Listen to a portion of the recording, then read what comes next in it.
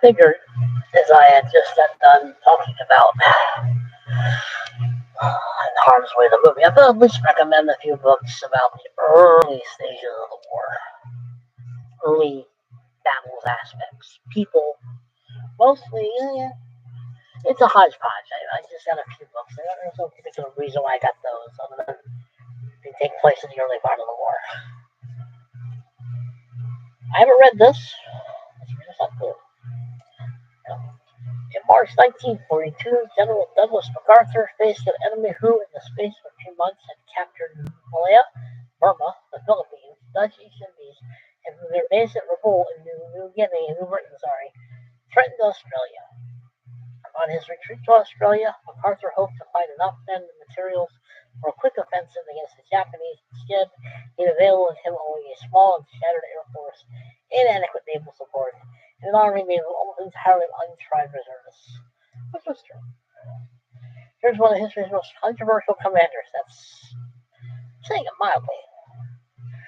Battling his own superiors for enough supplies, as President Roosevelt favored European theater, butting heads of the Navy, which opposed his initiatives, and on his way to making good his promise for liberating the Philippines.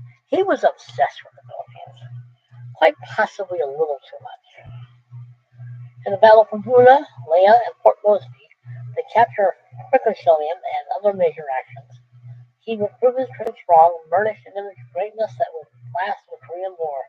This was the other Pacific War, the one MacArthur fought in New Guinea, against all odds, most predictable. Yeah. You read this book, MacArthur is viewed as rather, I don't care how many people do this, I don't care. You're just going to keep moving forward until you're all dead if possible, but you're going to do it. And this book doesn't show MacArthur in a very good light. In fact, in this book, well, I have a suspicion. I mean, I recommend all books. I let people decide whether they like them or not. But MacArthur is not well liked by a lot of people for a reason. But the beginning campaign was the beginning of the Solomon Island campaign, which I already recommended. Midway, a little before the Solomon Island campaign, I like these books. I like the Job books, which is why I recommend them, because I always find them very, very good. Very well written. This is one of the. There is one on the Coral Sea, but I don't have it. I haven't found it yet. But Climax of Midway. Also, Midway, the Battle of New Japan, which I didn't bring down, but I should have. But another early battle during the first year of the Second World War we were in. It's a good book. I have never found a bad Job War book yet. Guadalcanal. I have a lot of books on Guadalcanal. I have quite a number of them. But I decided to bring the one that I read. This is the very first Guadalcanal book I ever read. This is the first one I read on the war. It's a man war book, and of course, I like man war books. I mean, the struggle for the obscure Pacific island called Guadalcanal captured the American imagination, as few other single battles of World War II. There, in a campaign that raged for months, and it did. America's fighting men stopped Japan's Pacific offensive, inflicted humiliating defeat on an army which called itself invincible, and gained mastery of the sea and the air. This is the epic Guadalcanal, as recounted by one of its heroic defenders. Another reason I'm doing this, in Harm's Way, which I just got done, the movie rating on, I'm trying to give an idea of the battles that were being fought about this time, at least within the first year, from Pearl Harbor to the Solomon Island campaign, which is what Guadalcanal was part of. Now for some of the personalities. This was an overall view of the war. I like Samuel Morris. I know people, Samuel Morris. I think I'm thinking Samuel Jackson. But he's a pretty good writer. He is a very good writer. I like his books. Both the Atlantic and the Pacific War. Now, let's do Veggie last. I like this author. I like his books. His books are all over the place in different variety of subjects. After the attack on Pearl Harbor, the United States Navy was foiled in a vast and grinding battle for the seas. Overarching strategy and crucial encounters in the Coral Sea, Midway, the waters around Guadalcanal tested the mettle of four of the greatest naval leaders of all time: Chester Nimitz, William F. Halsey, William Leahy, Ernest King. Rivals as well as friends, they were the only four men in American history to be recorded the five-star rank of fleet admiral. Combining personal steady patience, street fighting tactics, nimble counsel, and exasperating ego, Nimitz, Halsey, Lee, and King worked together to build a modern United States Navy and win World War II. For the narrative, best go into some research. Walter R. Morton takes us inside the lives and battles of these remarkable commanders and paints an unmatchable picture of their studies. This is a very good book about their lives, from the beginning to the end. It's an excellent book. I do enjoy this one. It's pretty good. I do like it. 100 parts of it. I mean, King was not well liked. Admiral King was not exactly an easy man to get along with. He made Nimitz look easy. I noticed that Spruance isn't mentioned. Who's mentioned also? Halsey. Well, Halsey's mentioned, of course. But I mean, part of my thing I like about the Navy is, look, I was in basic training. I got to Navy basic training. I got to Navy basic training, and then my health decided to say, no, let's just fall apart now. Which is why I have a thing for the Navy. I like the Navy. I'm very pro Navy. That's probably why I pick a lot of these things that happen in the Navy. If I had made it, I was here in the 90s, 1990. I was in with the basic training in San Diego. I have no regrets. I have no regrets that I did that. I have no regrets that I tried. It just didn't work out. But it is one of those things that if I went in for some of the wrong reasons. Not all my reasons were just for the Navy. But I always have a soft spot for the Navy. But I do like his books. And Nimitz is played twice by Henry Fonda in Harm's Way and Midway. John. John Ford. No, what am I thinking of? John Ford. It's John Ford. Who am I thinking of in the movie Midway? I'm not going to look it up. It's going to bug me. I think it's John Ford. I know John Ford is the director. Which, by the way, is not a problem with the movie Midway. At least the one with Charlton Heston is. It takes way too long. It's just too much of a love story at the beginning. I don't care. Seriously. Midway is not that hard. Battle Bow, not that one, you silly movie. You know,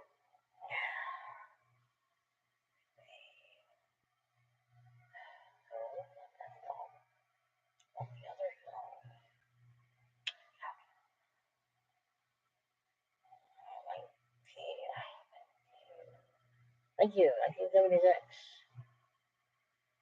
Come on, show me the rest of the film. It works. Oh, Glenn Ford, thank you. He does a good job playing Halsey. Robert Mitchum does a good job playing Spruance, if I remember correctly. But it's not a good film. It's just not. It's okay. It's not a great movie, but it's okay. But this book, as I said, is great. We got Yamamoto. I do have another book on Yamamoto. I like this one better, a little bit better. He was an interestingly complicated man. He knew full well that the war, they were not going to win this war. It just wasn't going to happen. He knew if they didn't knock them out within the first 6 months, within the 6 months, they were going to lose. Plain and simple. But then then we got Dougie. You either love MacArthur or you hate MacArthur. There was no middle ground with Douglas. You either like him or you want to shoot him. You either want to serve under him or be as far away from him as possible. He really doesn't come across sometimes as just not caring about the man. He just wants to move forward. He doesn't care. It is almost like just a total disregard for what the men in the trenches are going through to fulfill his quest to get to the Philippines. It was an obsession, an unhealthy obsession. But the beginning of the war was a slog. We barely won Coral Sea. Coral Sea was a draw. The Battle of Midway, which was after Coral Sea, in June. May was Coral Sea, and Midway was in June. We won that. But, barely. We did win it. I have numerous books on Midway. I just didn't bring them over here. I just wanted to bring a few odds and ends books to give an idea. I mean, the first year of the war was we were really learning how to fight a global war, let alone a Pacific War. We had a great Navy, even though they wiped out our battleships. We still had aircraft carriers on the Yorktown assault, and the Wasp, I believe, or something. At least put that in action for a while. But I like naval history. I like World War II history. That's just me. No, that was an important message. But look, I'm just recommending books because I just got done talking about Into Harm's Way, and I just grabbed a few books to make a few videos.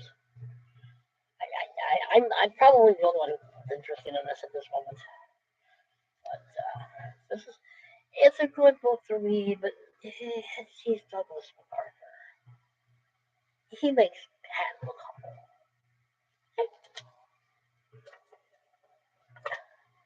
Yamamoto, when the Japanese carrier fleet struck the savage force of Pearl Harbor, the credit for the attack successfully to one man, Admiral Yasukuro Yamamoto. But after 2 years since the Pacific Seas turned with war, Yamamoto dueled with American commanders in a naval war whose roles he had virtually reinvented. This extraordinary biography, noted historian Edward P. Hoyt chronicles Yamamoto's rise from poverty to the ranks of the Japanese military machine. His battles with political enemies, his personal opposition to the war against the U.S., and FDR's never before real decision to have him assassinated. We hunted him down. It was personal. From his pioneering knowledge of naval aviation to his aggressive use of multiple carrier fleets and night navigation, here is the true story of a 20th century samurai, a man whose forces ran wild in the Pacific till the tide turned at Guadalcanal. I should just show you all the books on Guadalcanal I have. Got a lot of those. It was interesting. They were all interesting.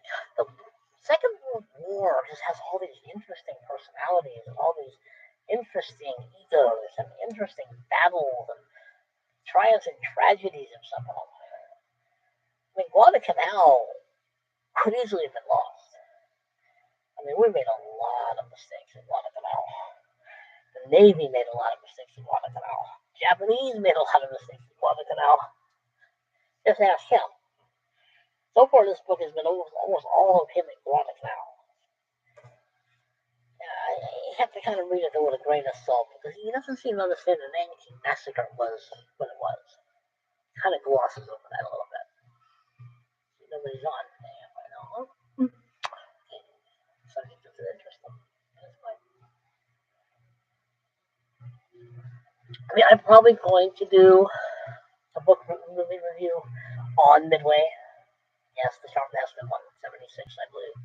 And yes, I'm going to probably try to do a movie review on the newest movie on Midway in 2019, which I've heard is very good. I mean, if you want to know anything, go to.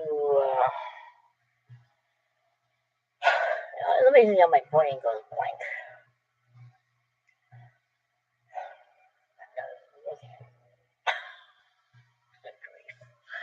I'm 61 years old. I'm going to forget these things.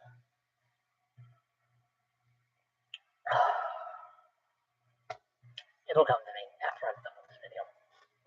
But there are some good YouTube channels out there talking about history. I mean, there really are. Nick Hodges, that's the guy's name, and I can't remember what his channel is all of a sudden. But he does a very good job on Midway, on the latest version of Midway. He does a very good job. He does a very good job on Tor. This is a very good film. We'll never do Pearl Harbor because that film sucks. It's terrible. It's rah, and not history. Anyway, listen here. That name is. I can't remember. I might not remember what that. It's fun to listen to. Nick Hodges' history. It'll come to me. I'll do another video on that too. He is one of the better history channels. Logging through history is pretty good. Kings and Generals is very good. People's Profiles is another very good history channel on YouTube. But I like history. I find it fascinating. Whoever keeps coming and going, I don't think is interested in history. Chat disconnected. Please wait while we try to connect you. Okay, well, whatever. I don't expect people to like everything I talk about or how I do it. I just don't. I will randomly talk about stuff. That's just who I am. See, warning. I may talk things. Warning. May start talking about history for no apparent reason. This is what I'm doing. Wait for the person to come back up. Anyway, but the war could easily have been lost. Guadalcanal was not a sure thing. It really wasn't. We could have lost Guadalcanal. We almost did several times. Sable Island was a disaster. But yeah, I should put all of my other Guadalcanal books in there. Whoever this person is, they keep coming and going. I think I'm boring them. Or, they could easily just come on and ask me what they like me to talk about. It always gets me. I can see them when they're on there, but it always has that number up there. They can tell me what they want me to talk about. I don't get this idea why people just don't ask me. I'm easy to talk to. I'm not over. But anyway, those are just some random books I thought might be interesting. The early stages of World War II in the Pacific, anyway. I do love joke books, joke war books, Benton war books. I like them. They are probably some of the best books on World War II history. They just are. They do have a few on Vietnam and a few on Korea too, but they do a very good job on the Second World War. But anyway, we'll try to do another video in about 30 odd minutes, probably on something different. Thanks for watching. Well, people, like, subscribe, share, comment, please. I'm easy to talk to people. I really am. I really am an easy person to talk to. Anyway. Behave yourselves, because I'm not going to.